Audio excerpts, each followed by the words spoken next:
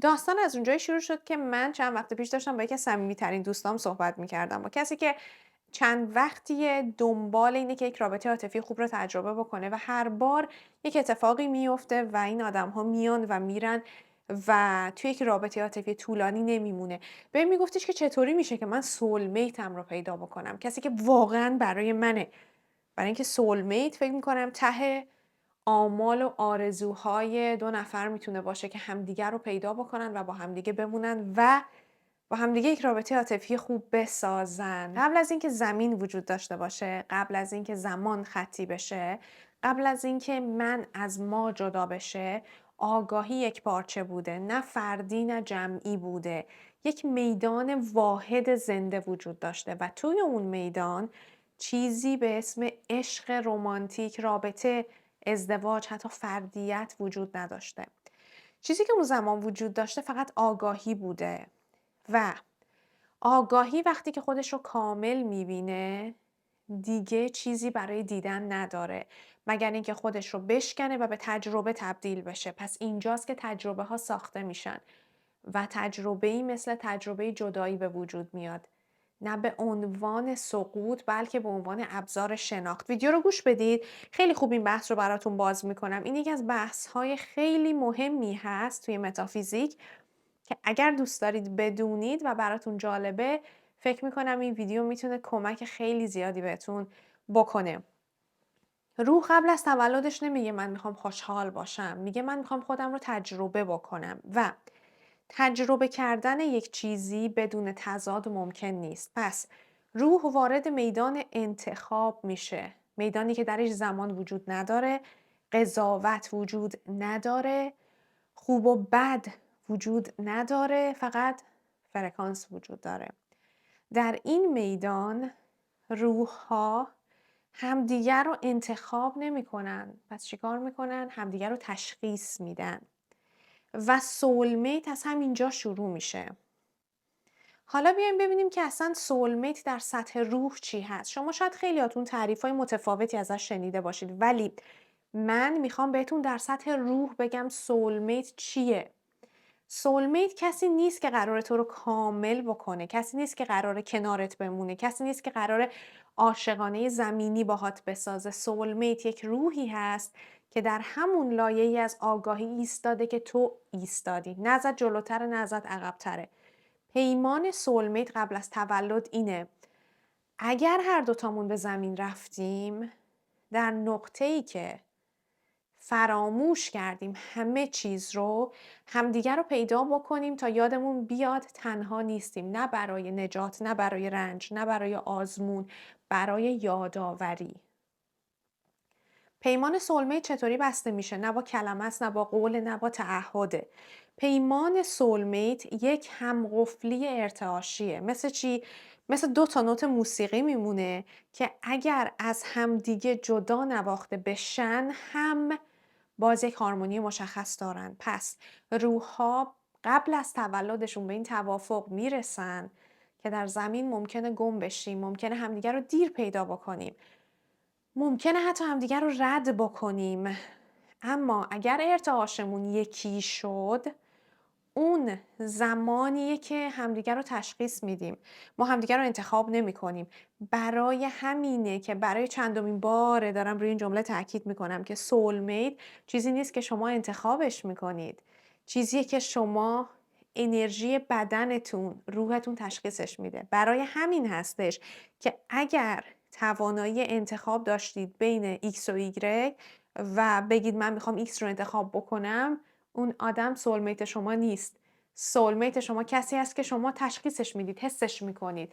همون کسیه که برای مثال وقتی یه بار دیدیش توی یه کوچه‌ای یا توی یه کافی شاپی یا هر جایی، یا آدم رو یه بار میبینی و احساس میکنی که وای من اینو یه جایی دیدم، چقدر برام آشناه، این آدم یه چیزی داره که من نمیتونم چشم ازش بردارم. تشخیصش دادی. نمیگم اون آدم 100% سولمیت توه، ولی این حس رو خیلیاتون تجربه کردید و منظورم از تشخیص دقیقاً همینه. پس برای همینه که دیدار سولمیت دیدار منطقی نیست، برنامه ریزی شده نیست. برای همین گفتم بدنتون قبل از ذهنتون میفهمتش. حالا چرا دیدار با همچین آدمای آرومه و انفجاری نیست، از نوع عشق و عاشقی دیوانه‌وار نیست؟ چون که پیمان سولمیت روی حل زخم بسته نشده، روی تثبیت آگاهی بسته شده. پس قرار نیست چیزی رو در تو فعال بکنه. قرار یه چیزی رو درت خاموش بکنه. چه چیزی؟ جنگ، دفاع، نقاب، تلاش برای دیده شدن. پس در حضور کسی که سولمیت شما هست، سیستم بقا عقب نشینی میکنه و این ممکنه برای خیلی ها ناآشنا و حتی ترسناک باشه، چون به یه چیز دیگه عادت کردن. خیلیاتون شاید تجربه کردید با کسی توی رابطه بودید و احساس کردین چقدر خودتونید، چقدر نیاز نداشتید بجنگید، وارد رقابت‌های مزخرف روابط معمولی بشید. شاید تجربهش کرده باشید. خیلی از آدم‌ها هستن که سولمیتشون رو تشخیص نمیدن. چرا؟ چون ذهن انسان یاد گرفته عشق یعنی کشمکش، درد. اون چیزایی که خیلی هاتون تجربهش کردید زمانی که عاشق کسی شدید. در حالی که کسی که سولمیت شما باشه با نبود اینا میاد. چرا؟ چون روح میگه این آشناست.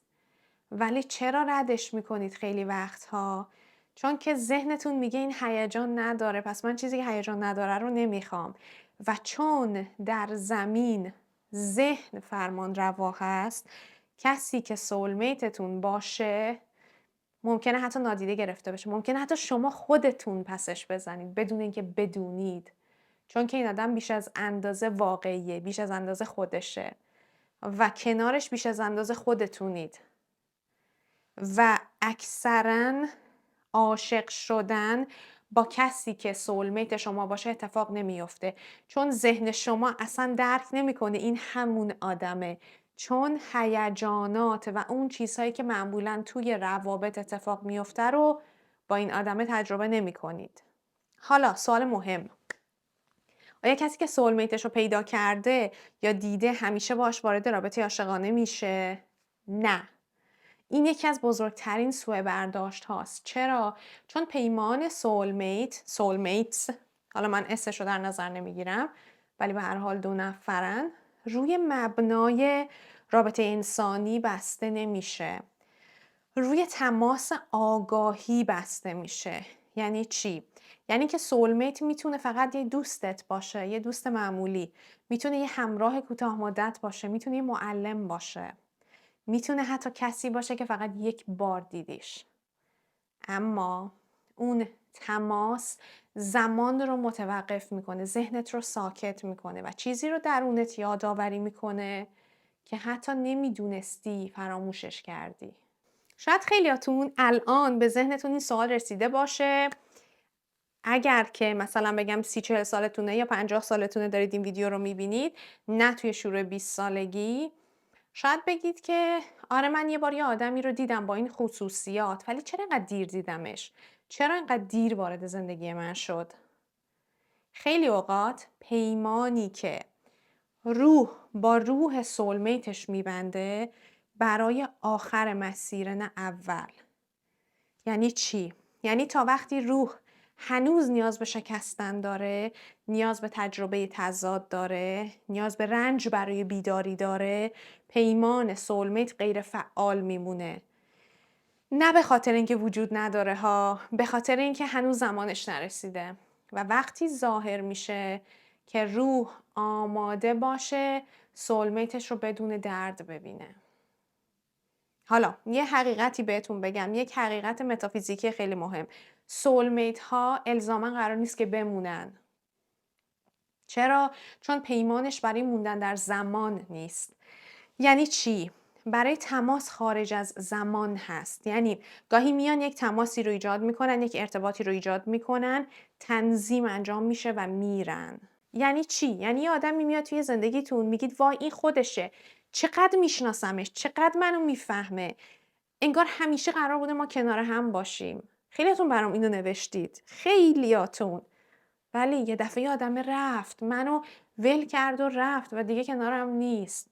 چی شد که دیگه کنارم نیست؟ چرا نیست؟ ما که انقدر با هم دیگه خوب بودیم، چرا نیست؟ سولمیت الزاما قرار نیست توی زندگیتون بمونه، چون که پیمانش برای موندن در زمان نیست، برای تماس خارج از زمانه. همون موقعی که میره، ذهن انسان این رو یک شکست مینامه، در حالی که در سطح روح پیمان دقیقاً اجرا شده. اتفاقی که باید میافتاده افتاده، قراردادی که بسته شده بوده انجام شده، به پایان رسیده و زمان رفتن اون آدم بوده. فقط چون ذهن توانایی تعریف این رو نداره، میگید که شکست عشقی خوردم. حالا بیام بهتون بگم که تفاوت سولمیت با هر رابطه دیگه‌ای توی یک جمله چیه. سولمیت نمیاد بهت بگه که بدون من چی کار میکنی. بهتون اغلب این حس رو میده که یادت اومد کی هستی. به شما خودتون رو بیشتر نشون میده. باعث میشه که تو خودت رو بیشتر ببینی، خودت رو بیشتر درک بکنی، خودت رو بیشتر پیدا بکنی. برای همینه اگر که تجربه دیدار با سولمیتت رو داشته باشی، میگی این آدم باعث شد که من خودم رو پیدا بکنم. این آدم باعث شد که من خودم رو ببینم. این آدم تیکه های شکسته من رو کنار هم قرار داد و به من خود واقعیم رو نشون داد. اینا رو به زبون ساده دارم بهتون میگم، چون خیلیاتون اینو تجربه کردید. و اینجا رو دوباره تکرار میکنم، چون وسطش یه چیزی گفتم ذهنتون فکر کنم پراکنده شد.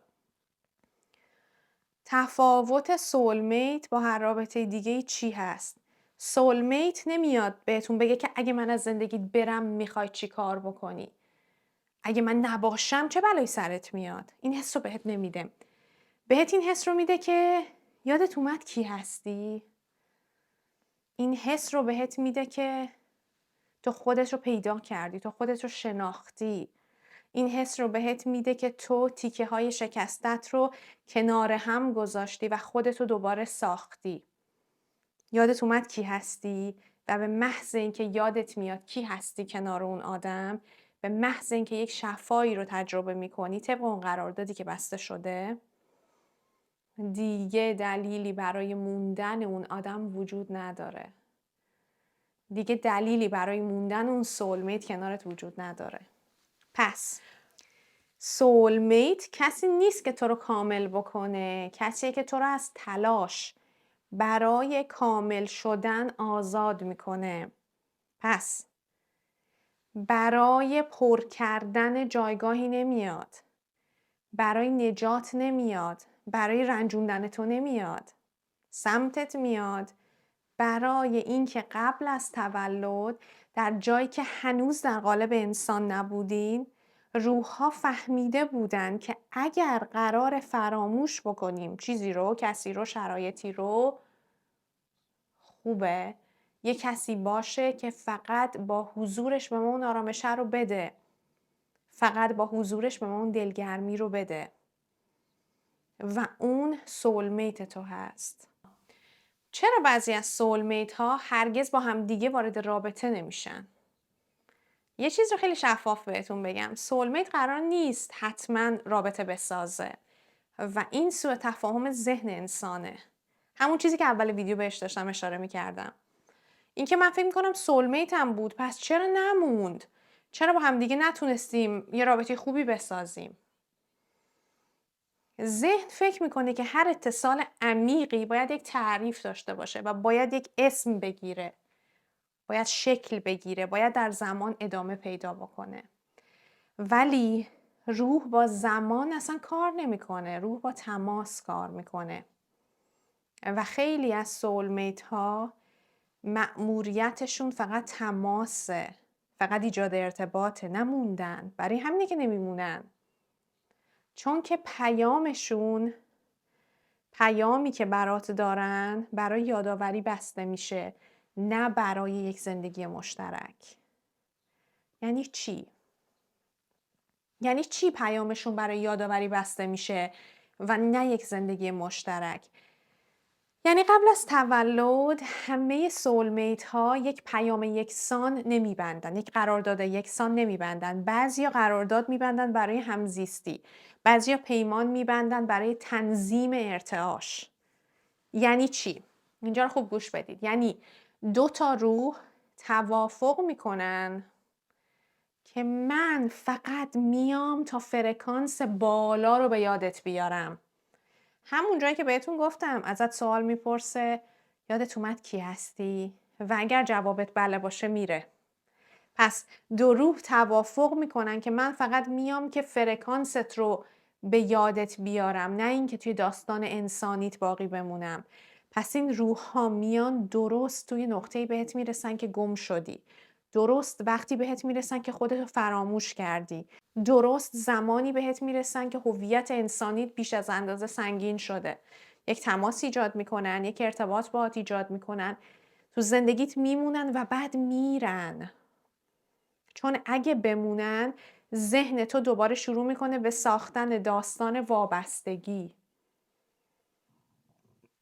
این دلیل اوله. دلیل دوم چیه؟ اینه که موندن گاهی اوقات پیمان بسته شده رو خراب میکنه و این بخش خیلی مهمی هست. بعضی از سولمیت ها نباید بمونن، چون اگر بمونن به منبع هویت تبدیل میشن. جای یادآوری که قرار بوده برات انجام بدن رو میاد وابستگی میگیره اگه بمونن و تماس روحی که کل محور اون ارتباط بوده تبدیل به یک رابطه مصرفی میشه. پس توی این حالت روح میدونه که اگه بمونم تو به من تکیه میکنی، نه دیگه به خودت. برای همینه که میره، نه از روی بیعلاقگی، نه از روی ترس، از روی وفاداری به پیمانی که قبلا بسته شده. مورد سوم که شاید برای خیلیاتون پیش اومده و مورد دردناکی هم هست، زمان انسانیشون با هم همراستا نیست. سولمیت ها همیشه در یک خط زمانی انسانی قرار ندارن، حتی اگر در یک فرکانس روحی باشن. یعنی ممکنه یکی در تعهد باشه و یکی در یک مسیر دیگه. یکی تو یک مرحله‌ای باشه که هنوز آماده ادغام شدن با یک روح دیگه نیست، یا یکی در نقطه‌ای باشه که هنوز باید توی تنهایی به سر ببره. روح‌ها از قبل میدونن که این عدم همزمانی حتی وجود داره، ولی بازم پیمان میبندن. شاید الان خیلیاتون به ذهنتون برسه وقتی که این موردو گفتم که زمان انسانیشون همراستا نیست، بگید مگه میشه؟ پس اون زمانی که داشتن پیمان میبستن مگه نمیدونستن که زمان انسانیشون همراستا نیست؟ چرا؟ اما بازم پیمان میبندن. چرا؟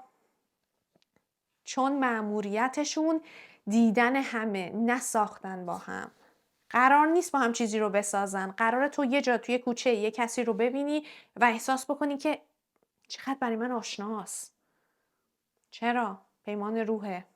ذهن فیزیکی تو توی این دنیای فانی و محدود درکش نمیکنه. مورد چهارم، بعضی از سولمیت ها فقط برای عبور میان. این نوع اتفاقا یک کمکی خطرناکه. چرا؟ چون حضورشون خیلی شدیده. خیلی حضورشون رو احساس میکنید.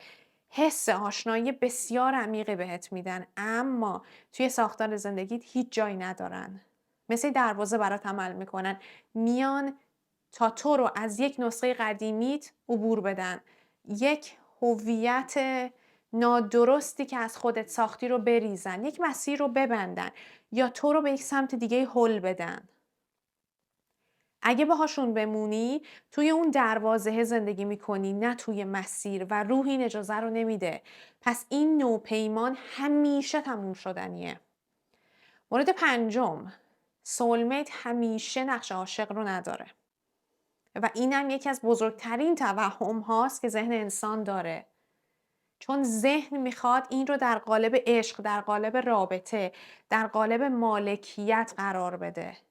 اما روح نقشه ها رو آزاد میذاره. پس سولمیت میتونه کسی باشه که فقط یک گفتگوی عمیق باهاش داشتی، کسی باشه که هیچ وقت حضور فیزیکیش رو لمس نکردی، کسی باشه که فقط از دور دیدی، کسی باشه که فقط تو رو به بهترین نحو میفهمتت و همین کافیه. همین پیمانی که داره انجام میشه.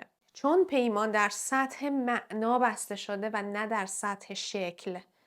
مورد ششم، چون اگر وارد رابطه بشن سطح اتصال به شدت سقوط میکنه. بعضی از سولمیت ها اگر وارد رابطه زمینی بشن اتصالشون سطحی میشه.